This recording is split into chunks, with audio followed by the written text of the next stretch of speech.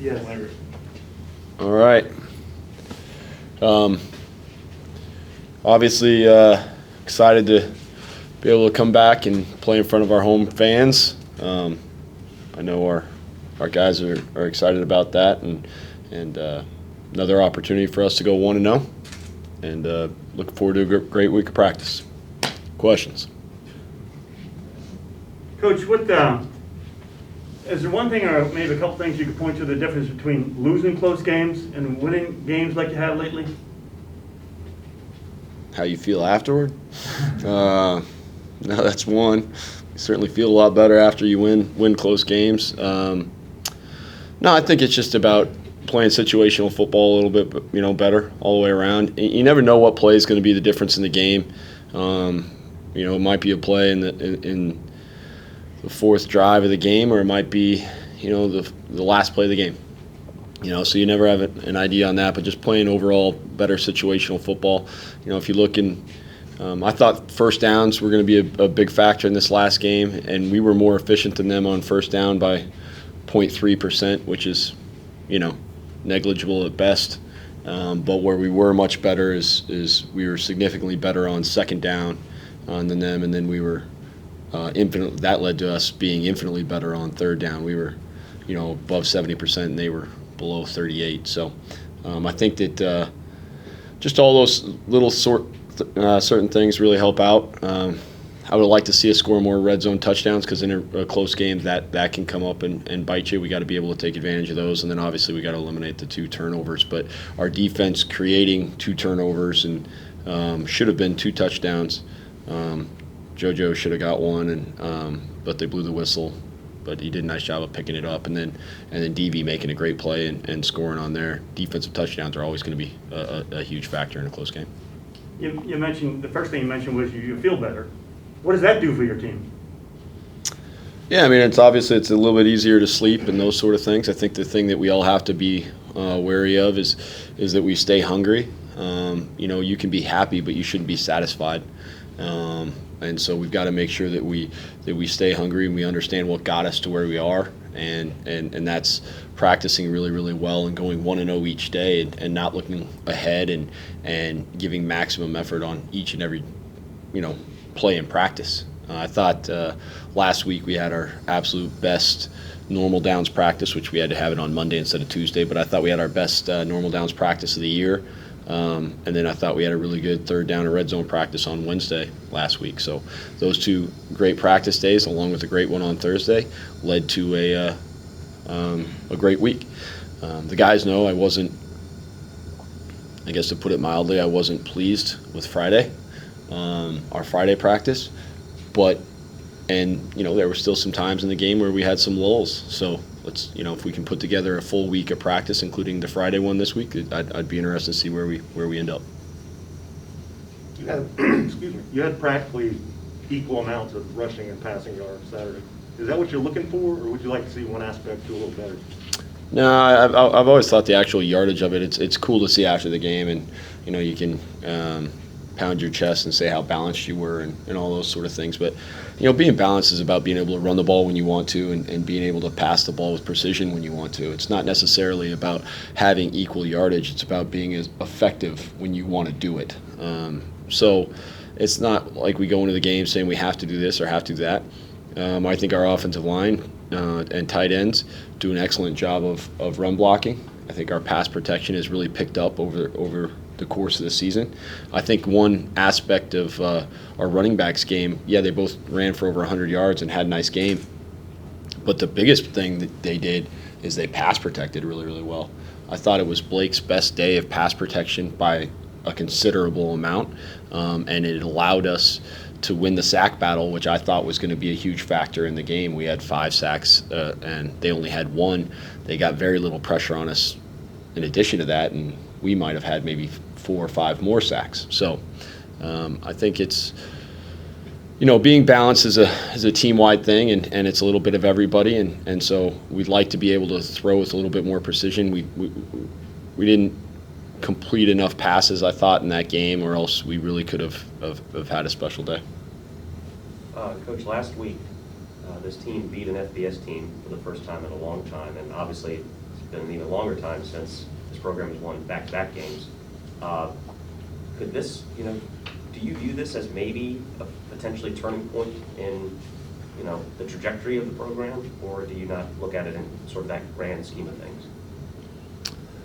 Yeah, I mean, I don't look at that. I mean, any turning points in the program, I know I sound like a broken record, but I think it would probably be on the practice field, and watching us practice with a different intensity, watching us practice with a different mindset and a different focus, which I have seen throughout this year. So I think that there's some, those turning points a lot of times happen in the off season, and it's nothing that you don't necessarily feel it or those sort of things. They just kind of happen, and you look back on it. And I happened to be looking for something, so I ended up watching some practice film from, a year ago at this time. Obviously, we weren't preparing for games, but we are a much better football team than we were back then.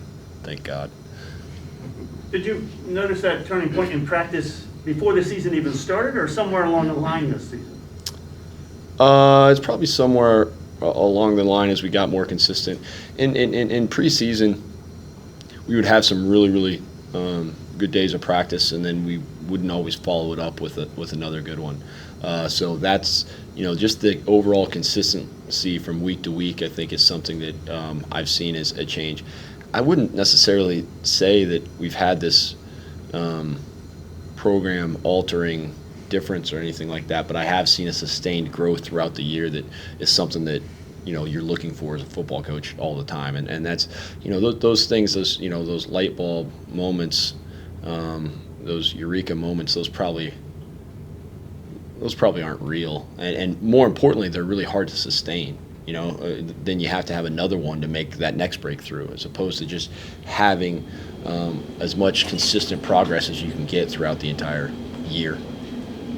Can I follow up on the hungry analogy you made? You wonder about hoping that they stay hungry. I would also think there's a possibility after 2 wins that it make them even more hungry. Yeah, I would hope so. I mean, you love having that feeling, after a win, so you'd like to see it be hungrier. I thought it was something that we focused on all week. It was one of our messages about staying hungry and those sort of things, and we focused on it all the whole game. I thought there were times when we could have laid the hammer down more and really put them away a little bit sooner. I showed in the Sunday meeting, I showed clips of the Canelo plant fight, and Canelo's obviously one of the all-time greats, and he does a nice job for 11 rounds of fighting a great fighter in Plant, and then he sees the opening to take him down, and I mean, he came out and he tried to end it, and I think we just need to make sure that we have that same mentality when we get an opportunity to knock somebody out. We've got to have that instinct. Did the audience go wild? Your own audience? I don't know. I probably like boxing more than they do. They probably like MMA and things like that. Some of our guys probably like WWE more than they like boxing. But I've always been a boxing guy. In high school, my coach made me box because he thought I was soft. In reality, I was just skinny. I don't ever, so he made me box. I'll never forget getting beat up by the NCAA light heavyweight champion who was at Air Force. It was a fun time. Good deal there. He only weighed 25 pounds more than me and was the light heavyweight champion and was 21 years old, and I was 16, but probably should have kept my right up a little bit more because his left jab got to me quite often. What was your record? I did not do that. He made it. No, we had a guy. I'll tell you. I'd box. We'd go to the gym every time and box and do all those sort of things. But, I also played 3 sports, so it was going to be hard. But I remember got in the ring with our middle linebacker and David Rogers, and unfortunately he's passed away now. But he knocked me out on my feet. Though I did not go down, and he used to like to remind me of that because he fought. That was not his first punch thrown. Let's say that. And he used to say all the time that that's what made him happy to follow me in high school games because I didn't go down. So it's not like I meant to. I think I probably landed into the ropes and just bounced back. But yeah, it was a great experience for me. It taught me as quarterback, sometimes you got to take a punch to land one, right? And then the footwork's the same. I always tell quarterbacks they should always do it. Quarterback mothers tend to not agree with me, but I think all quarterbacks should box. How do you think, your progression of Headen, how do you think he progressed in this last game? I thought he did some good things. There was a couple throws that obviously he would like to have back, and I would like him to have back. But there's one play in particular. It was 2nd and 10. We called a play that's a little bit more of a downfield shot play. They clouded the field. If he would have tried to force it, it would have been an interception. And as soon as they clouded the field, he came down to what is essentially is really his third progression, which is exactly what he's supposed to do. He threw the ball right to him. Zach catches it, 2nd and for an 8-yard gain. Next play, Elijah scores a touchdown because we're in 3rd and short. So, goes 60. So I thought that play was a great microcosm of how to play winning football at the quarterback position. When you're having more energetic practices, does that translate into a fast start like you had Saturday? Because you've struggled with that, obviously, this year. Yeah, we need to put together a whole game. The fast start thing, we've had a couple of those where we didn't start real fast, and then there's other games where we didn't finish, right? And so we need to put together a whole game. I think that's something that's going to be key for us and something that our entire team is waiting to do. We played well on all 3 phases. We did not play our best in all 3 phases in this past game. I actually think that's one of the coolest parts about this last game is that there was still a lot of room for improvement. I thought we had some opportunities in special teams to make game-changing plays, and we've made some of those throughout the year. We're tied with Coastal Carolina for most block kicks in the country this year, and we didn't make those on special teams. We played well, but we didn't make any game-changing plays. So I think that opportunity was still there for us as well. And I think that on offense, we've got to continue to just be a little bit more consistent in the passing game, and that consistency would lead to us being more explosive. Speaking of Zach, he seems to be getting better as the season progresses. He's your leading receiver by a bunch. He's breaking, I think, more tackles than he used to. Can you talk about his progression a little? Yeah, he's certainly ran more physical with the ball when he's had it.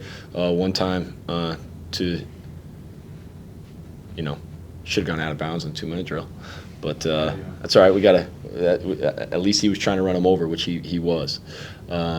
He's really played well. I think what he's done is his blocking has led to his ability to get matchup problems on the field. We have 2 really good pass receiving tight ends right now.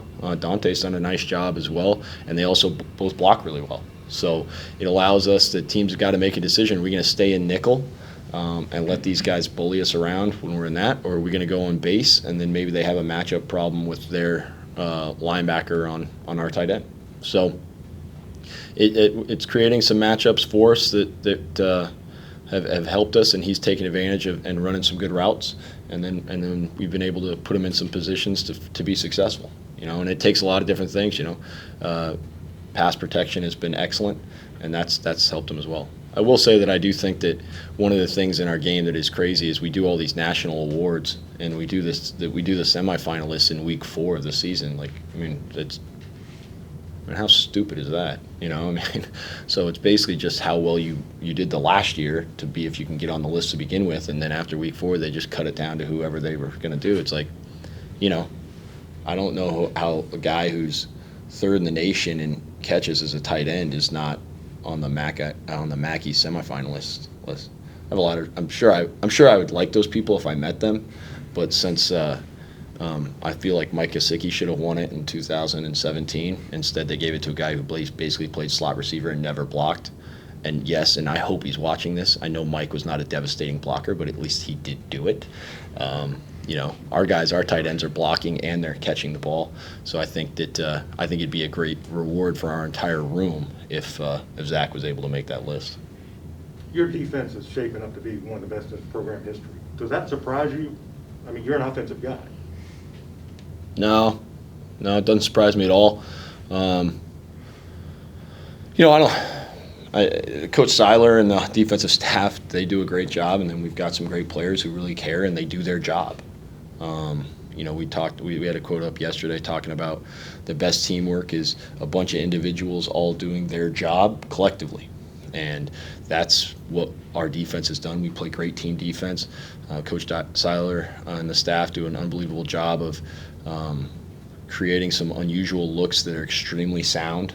And I think we've done a great job of executing those things. So, no, it doesn't surprise me at all. I had a lot of confidence in the guys that I was able to hire on that side of the ball.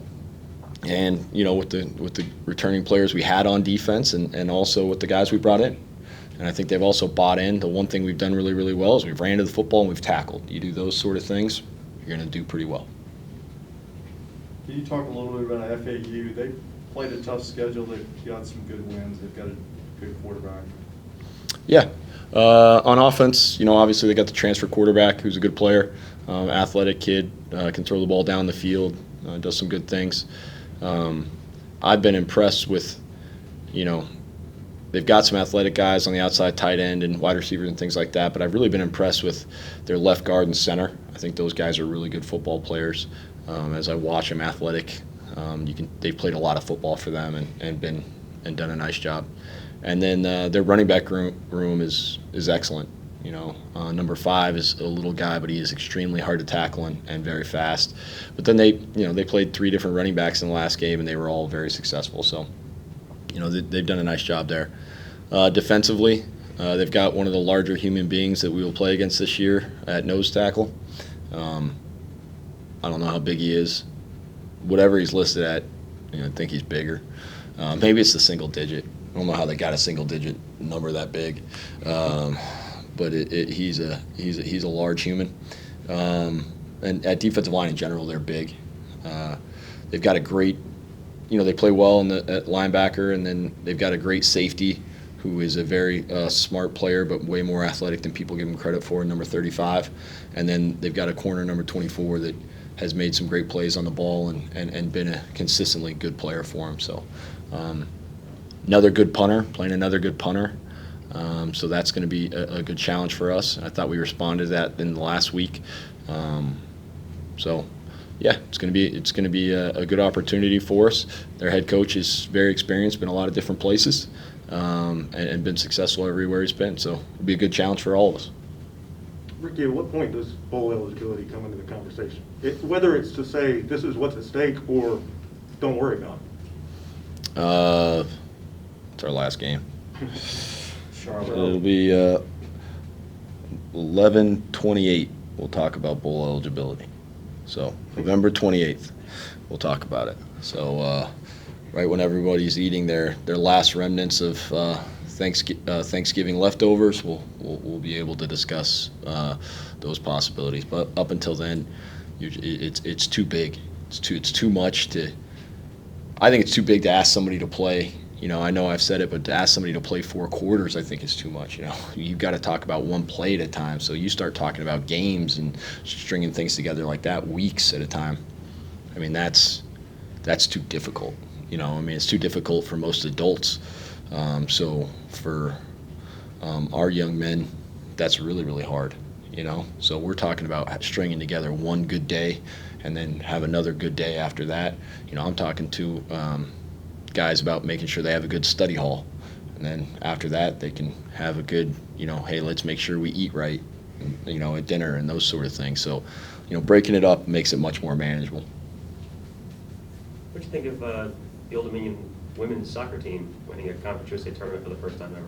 Yeah, it's awesome. I think it shows our entire athletic department the possibilities of what can be done here at Old Dominion. You can win championships. If that thing wasn't done overnight, Coach Hahn, she built that thing over some time now, and they played some clutch soccer. They got some, listen, it was even the game-winning goal, right? I mean, it was a great cross. The header got through, and that's all that mattered, right? And then they played unbelievable defense and had a great goalie, and that's what it's about. Scored an overtime goal in the quarterfinals to do it, and then were down, and then we're able to go 2-1 in the semis. Like, they played a lot of really consistent, tough soccer, which is awesome, you know. And so I think that's something that we've all can learn from. Is it's about, you know, playing well in the biggest moments. And again, you don't know when that biggest moment's going to come, but when you get your opportunity, you got to take advantage of it. Anything else for Coach? All right, thank you. If you want to start us off, Jojo? Well, just, you know, the boxing intrigues me. Were you paying attention to the boxing, Canelo, and did it have an effect? So he showed us that yesterday. I didn't even know there was a boxing match yesterday. He was right about the UFC. I was more into the UFC, but it made complete sense because throughout that entire match, he was just doing little body shots, and those body shots ended up wearing down the other fighter. And once that 11th round came, he eventually took that knockout shot. So it's kind of correlated right with the football game. You know, throughout the game, there's going to be a lot of little small plays that add up to that big play that's coming. How have you guys been doing with the small plays for the year? You know, we just been trying to just limit big plays. That's one of our biggest goals as a defense, limit explosive plays. So as long as you can do that, that gives our offense a chance to make plays whenever we get the other team to punt. You know, we asked you a bunch of times when you guys were during a losing streak, how's your confidence? Well, how's your confidence now that you've won 2 straight? You know, it's honestly my biggest thing is just never trying to be complacent. You know, just trying to take it 1 week at a time. It was nice that we got our two wins in a row, but as soon as you get complacent, that's when things start to go downhill. So just trying to take a 1-0 mentality, really. So you agree with what Coach said about bowl eligibility and thinking about all that stuff? Yeah, no, that's honestly, it really doesn't come across my mind at all. I'm really just worried about taking it one day at a time, like he said. That's really all you can do at this moment. He talked about that feeling of a win. So what is the general feeling around the locker room these days? You know, it is definitely better positive vibes right now, for sure. But I think everyone in our locker room realizes what can be of the rest of this season. So we're all kind of just taking it, like Coach said, 1 week at a time. Joe, what year are you? When did you come into the program? I came in 2016. So, yeah, All right, so you have perspective on what has happened with this program. What's your thoughts on what has happened with this program up to right now? I think it's definitely in the right trajectory. I always tell our young guys that I'm jealous of them because what they are going to be able to do in the future, I feel like is definitely going to be huge for this program. So that's how I feel about it. How much more pleasant is it walking around campus now? Not that you guys have entered the top 10 or anything, but I mean, I feel like it's the same. It's the same, you know. I guess you can say the 2 wins kind of help, but it's the same regardless. Anything else for Jojo? What do you think about FAU coming in? You know, they talked about you know, how good obviously, I know you're a defense player, but you know how good their defense is. You know, what do you think about FAU coming in? Yeah, they're a good team. They're a good team. Even from the past couple of years, they've always been a good team. Their offense is going to do their thing. Defense is pretty good. So we just have to just worry about us. Like Coach said, just take this 1-0 mentality, and then things will fall into place. How much pride do you guys take in what the defense has done this year? We take a lot of pride. Before we go onto the field, that's what we break down and say. You know, we try to pride ourselves in discipline, running to the ball, and just playing fast. And I feel like we have been doing that. We just got to continue to do that. You guys haven't beaten FAU since you've been on the playing field. Had that occurred to you? No, I really don't even take that into consideration. No. Geez, way to remind them, Harry. Anything else for JoJo? All right. Thank you, guys. Blake, 700 yards rushing now. Dave, you want to start us off with Blake? Sure. All right. Is the 100-yard mark something you think about? No, I just go out there and just do what I can do for the team, and just go out there and do what I can do for the team. Well, you've done a lot for the team, particularly over the last 4 weeks. Now, maybe you don't think about it going in, but now that you had 4 weeks in a row, what does that mean to you? I mean, it's something that, it's definitely something that it's a good accomplishment. I know that, if I keep building that, like keep on building that streak, that it's gonna do something good for the team. But I mean, I gotta thank my old linemen and my tight ends for helping me get to that accomplishment, that milestone. How much does it help that you weren't alone in 100 yards this week?